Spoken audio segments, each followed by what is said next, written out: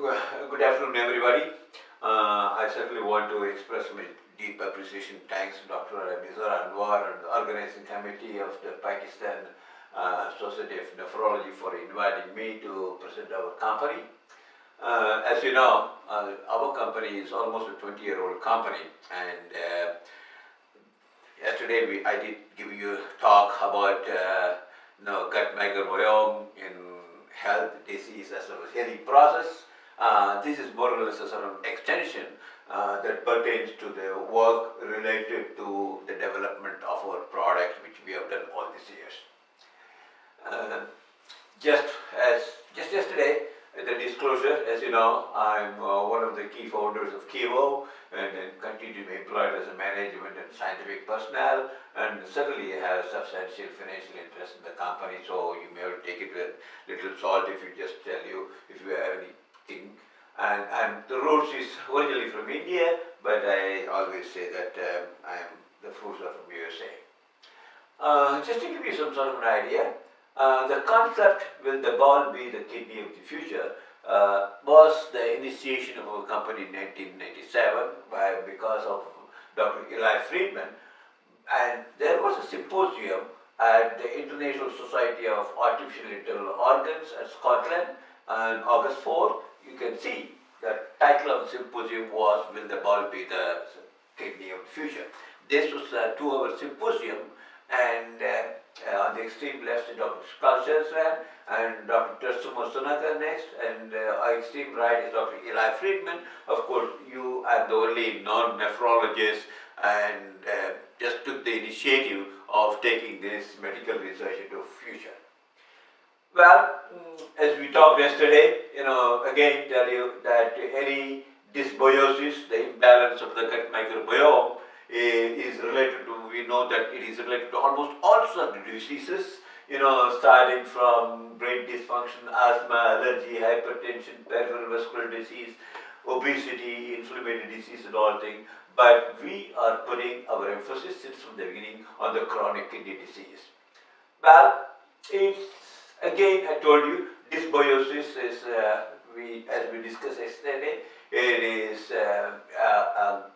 imbalance of the gut microbiome, because the gut microbiome has 10 more complex microbes than just the whole body. And this bacteriobiosis is a term for microbial, commonly reported as a condition of the digestive tract. As a matter of fact, nobody realized, we always know that liver as an organ, brain as an organ, kidney as an organ, but nobody realized that ball is an organ.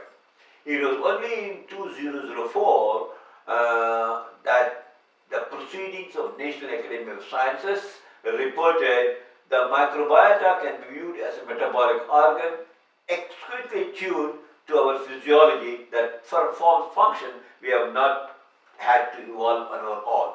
So only about 13 years ago we accepted bowel as an organ, whereas for centuries we know all other organs, as you say. So basically the bowel plays a very important part. Well, I did not tell you, being in the nephrology area, what does healthy kidney does. The urine, blood with the various nitrogenous waste passes through, urea, uric acid, creatinine is excreted, and the clean blood is back to the circulation.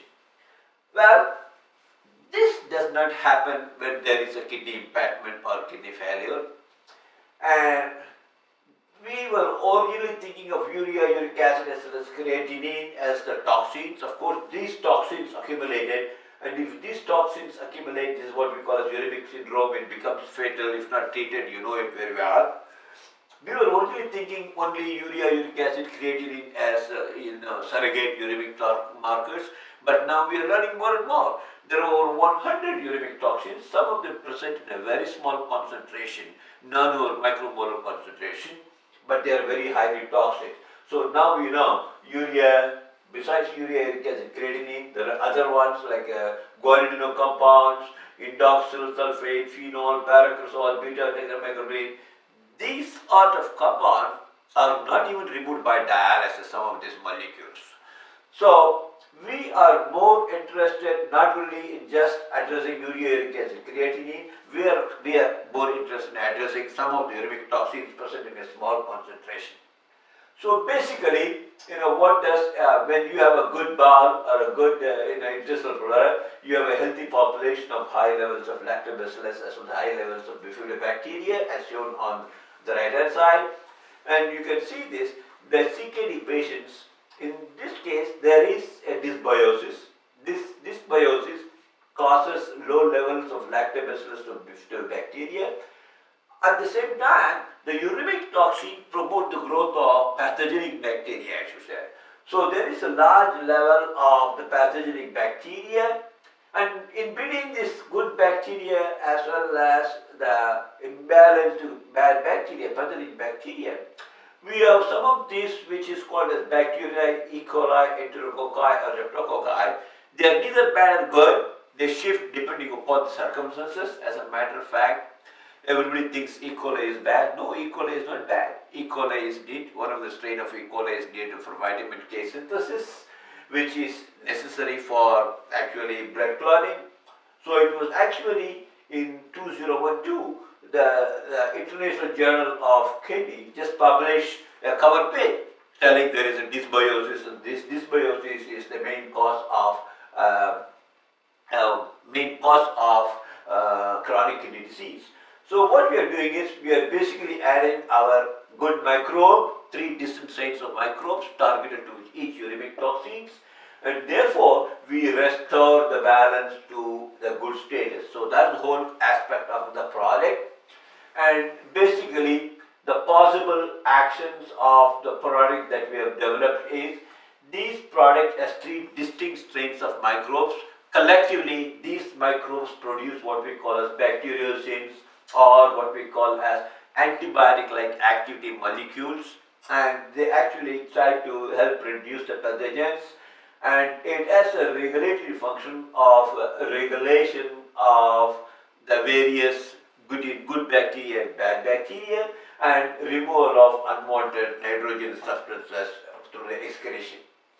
So we have done almost like a pharmaceutical-like validation for our product.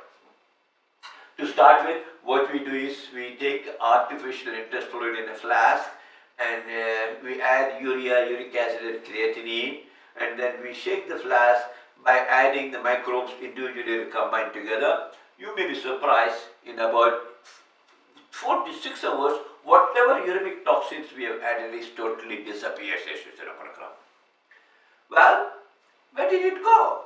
To begin with, the flask is totally transparent, but as time progresses, you will see the flask becomes slightly turbid, more milky white, and by measuring the optical density of this milky white microbes, we demonstrated the disappearance of the uremic toxin is directly related to the growth of the microbes, I should say.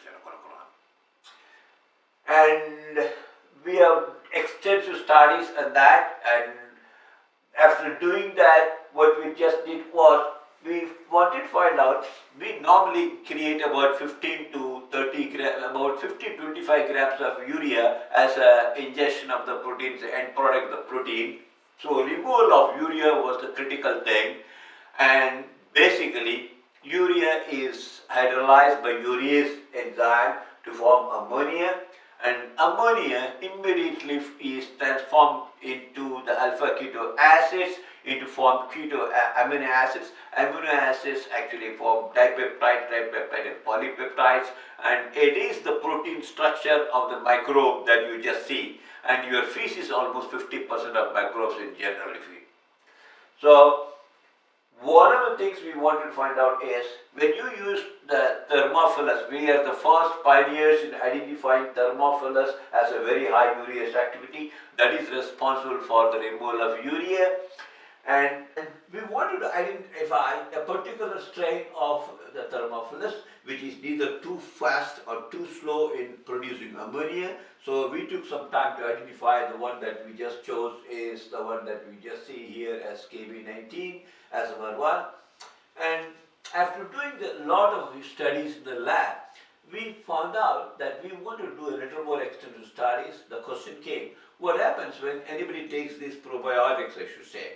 Do they actually, still remain, in dormant conditions, or they just survive and they, they, they are in fact in place for removing the uremic toxins individually and combined together? And also, is there again an ammonia production? We used a machine that was developed rudimentally in those days by the Ghent University researchers who were headed by Dr. Willy Westad. We have a more or less a biochemical reactor which mimics our digestive system. One is the vessel, one is the stomach, the other one is the small intestine, then ascending colon, transfer colon, descending colon. These are headspace control, pH control, temperature control, even the peristaltic movement of the gut control, I should say. So this was the old machine. Of course, you have the same machine which is now almost about 10 years, which is a modern machine called a twin shaft machine, and does the same thing as we did. And three questions that we answered in this is, does the thermophilus removes urea? Yes, it does remove urea. The question came, not only it removes urea, it removes urea, uric acid and creatinine. And also the question came, is ammonia produced? Yes, ammonia is produced, but it is not detected, very small amount. And the most important thing is, those days we did not know anything about what is inside the ball. We called it as microbial ecology of the stomach. Does it disturb the microbial ecology of the stomach? We found out no, it does not disturb the microbial ecology of the stomach. So after doing extensive study, in vitro studies, normally those days we used to be using what is called as 5-6 nephrectomized rats. When you say 5 nephrectomized, you remove one kidney and 2/3 of the kidney. At that point, it is 85% kidney function loss, and this is stage 5. Normally, these nephrectomy rats stay for about 40 to 65 days for survival. With our product, they have survived for over 145 days, and we were really surprised to see. And we did some additional studies during various formulations, and finally, we came up with the KB103, which is 3 distinct strains that optimizing all our removal of uremic toxin. Well, although we did studies with rats and demonstrated that rats live longer, there was a criticism telling no, rats' gut, large gut doesn't mimic ours, but we found out there is pig. Pigs, of course, is very huge and it is very difficult to handle. But we were fortunate to identify a group of pigs, what is called as Gordigan mini pigs. They are very babies, it's about 30 to 40 pounds, very docile, easy to handle.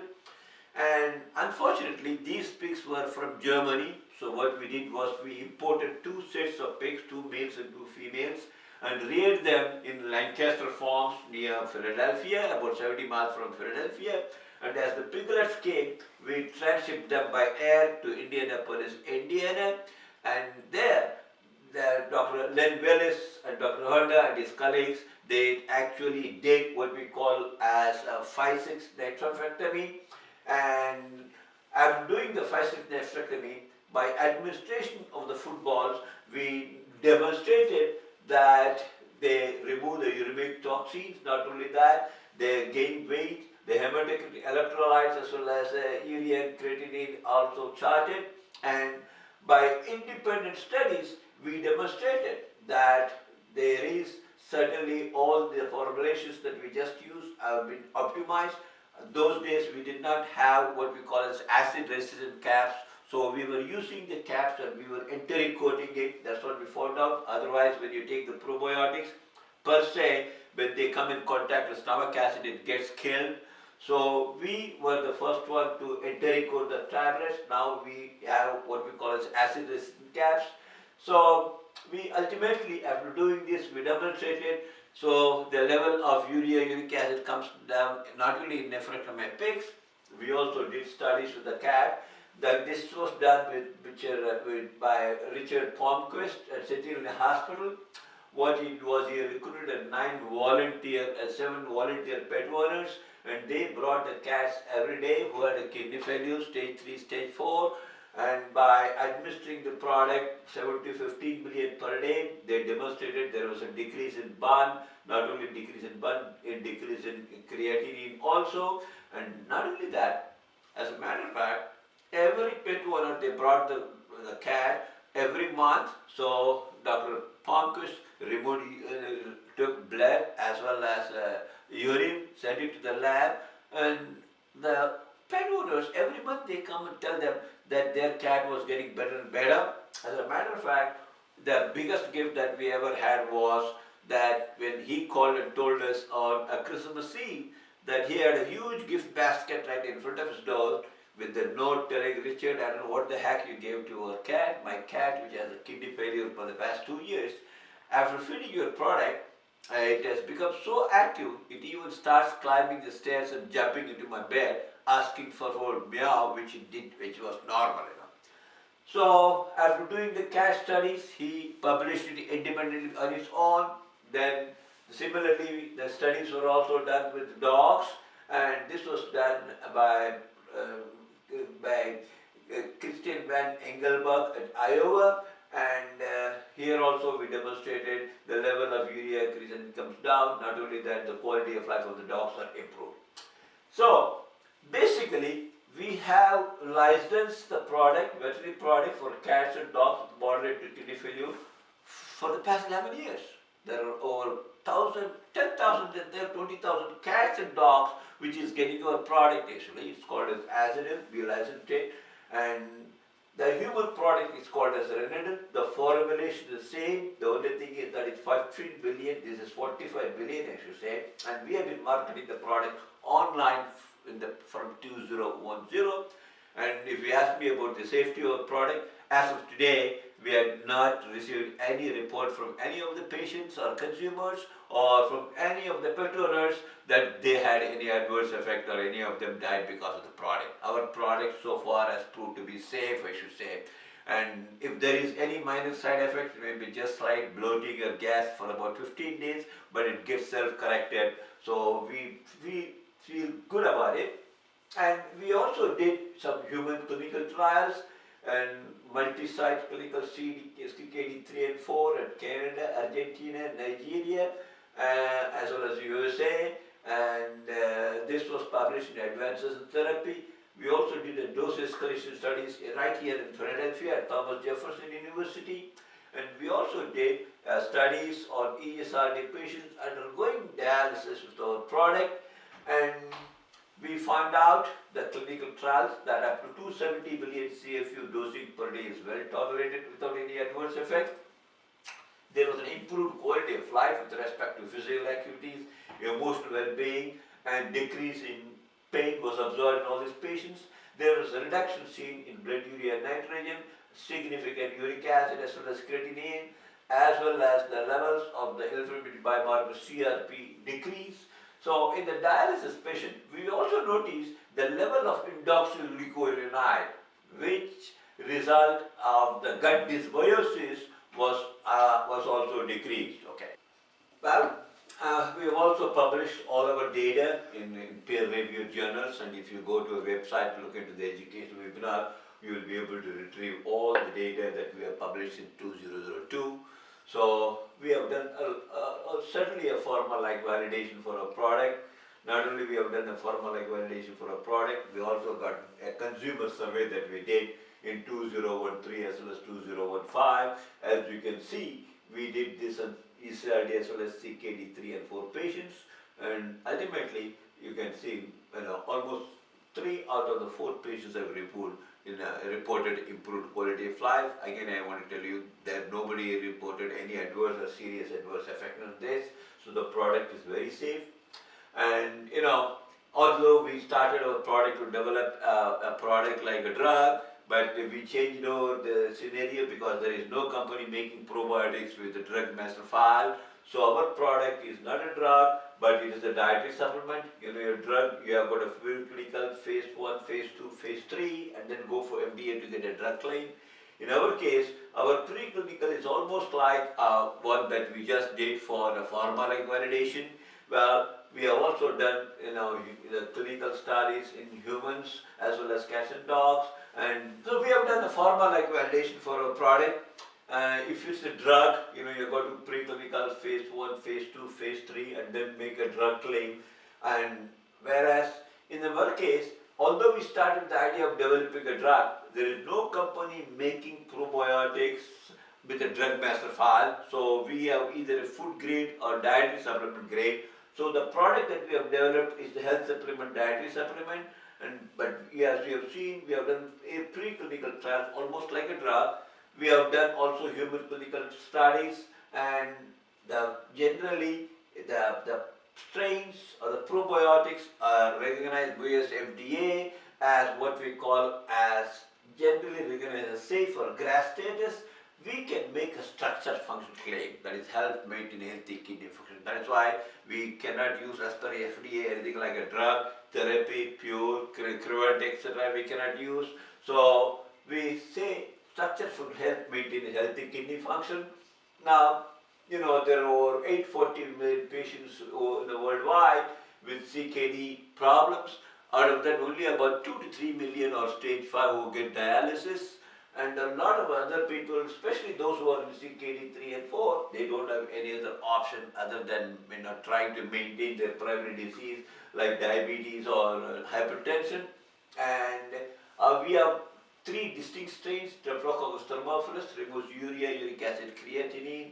We have Bifidobacterium longum, which removes indoles, phenols, chrysols, etc. And we have got this Lactobacillus acidophilus, which removes methylamine, dimethylamine, including trimethylamine oxide issues. So this is the reason why they are feeling good and their quality of life is increased in all these patients.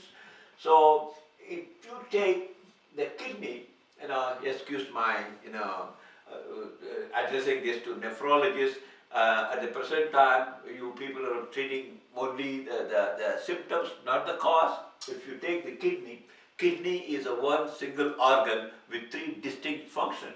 It has a secretory function, secretion of erythropoietin for red blood synthesis, vitamin D for the synthesis of vitamin D for calcium metabolism, and of course the renin for the control of blood pressure. Now, and it has got what we call as regulatory maintenance of the homeostasis, sodium, potassium, phosphate, and trace elements, and it has got excretion from the excretion of unwanted substances called urea, uric acid, and creatinine, and all these 3 are in a dynamic equilibrium. So any one disturbance will affect the 2. So in our case, the excretory function will be on at all times, 24/7, I should say. So to a certain extent, not completely, to a certain extent, it will re-establish the secretory function as well as the regulatory function. That is one of the reasons why even those patients who are undergoing dialysis, they feel better with our product because they don't go through the yo-yo effect that you normally see when they just go without the product. And well, I had the real fortune of meeting this gentleman. I think you probably would have heard about it, not seen. He is Willem Jonathan Calls. He is the inventor of dialysis machine. And on the right is Dr. Eli Friedman, who actually developed a suitcase dialysis machine. And because of legal litigation and liability problems, he could not commercialize it. But when I met with Dr. Willem Jonathan Call, actually I knew him, we met I think in 2002 or 2003 in Washington at the American Society for Artificial Internal Organs. And when I expressed and told him that when we started the company with the idea of developing a drug, a genetically engineered drug, microorganism, there was an opposition. People were telling, gee, you cannot use a genetic engineered microorganism because these patients are highly immune compromised. He just casually told me, Dr. Rangan, don't worry, whenever you have some innovative ideas, people will always criticize you, and they will tell you you're crazy to think of these sort of things. Well, at least you will not have the same problem, will not experience the same problems as I have, because he is from Netherlands. It came to Cleveland Clinic, and when I told that you can take the blood out of the body and put it in a dialysis machine and return it back, they all called this guy is lunatic, crazy, send him back to Netherlands. and my 15 patients died. The 16th one survived for only about 1 month. But now people on dialysis can be stable for 15, 20, 30, 35 years, depending on how they are controlling their primary disease. So, and one of the key things that we want to do was, when we wanted to initiate our initial clinical trials, just like we did with the cats, I asked Dr. Eli Friedman whether you could actually do the clinical trials. He told, well, do you have the phase 1 studies? I told him, our product is not a drug, it is a dietary supplement. He said, whether it is dietary supplement or drug, we need some safety data. I said, I don't have the money to our 50, 100 people, healthy people, to give our product. He said, well, and that time we did not even have the human product, we had only the veterinary product. He asked me, is it the same, the veterinary and the human? I said, yes. Then he said, can you take the product? I said, I can. How about your wife? My wife was also working with me. And how about your employees? I said, we have only 5 employees, No, I need some data, even if it is 5 or 7. Just like you had the cat data, that the product is safe for feeding it to healthy people. So what we did was, our legal company is Morgan Lewis Baucus, which is one of the big law firm in Philadelphia. We drafted an agreement that all of us are taking the product on our own without any compulsion, coercion from the management, and all of us signed, and we engaged the services of Dr. Nicholas Keflidis, who was a professor of medicine at the University of Pennsylvania. And what we did was, every month we visited him, and we actually had our physical, medical, the blood was drawn, urine was drawn, it was sent out for analysis, and for 4 months, all of us had no any side reactions. We were all very healthy, and actually this was reported in the World Congress of Nephrology. But our Dr. Eli Friedman, who has a very sharp mind, he has such a foresight, he told Dr. Rangan, you guys are really making history. Make sure you take the picture before taking the first product. That's why you are just seeing all of us holding the first product. So this is beautifully a time to remember this one. Well, to sum up, I want to tell you, we call our technology the future. It is enteric dialysis. This is not meant for dialysis patients, it's meant for CKD 3 and 4 patients. I want to be very specific, I should say now. Because if you can delay or postpone the need for dialysis on these patients, we actually are going to be saving not only you healthcare dollars, we are going to improve the quality of life of these patients. So in the past, we always thought kidney failure is due to the urea, uric acid, creatinine as a surrogate markers. We realized that because of the gut fermentation, there is an indoxyl, paracrosol, other metabolites that is now synthesized, and that becomes a uremic toxin. And ultimately, we can modulate the gut microbiome, I should say, so that we can reduce the level of this intermediate low toxins. And also, the future is going to be the modulation of the gut microbiome and removal of the dysbiosis and stabilization of the gut microbiome. So we feel very good in having developed, this is what we call as enteric dialysis, modulation of gut microbiome. Well, there are so many people who have been involved, it's going to be impossible for me to name anybody. So our scientific advisory board, our business advisory board, all our past employees, we had a lot of interns from Singapore who worked with us, and all of our current employees as well as consultants, and most of all our customers.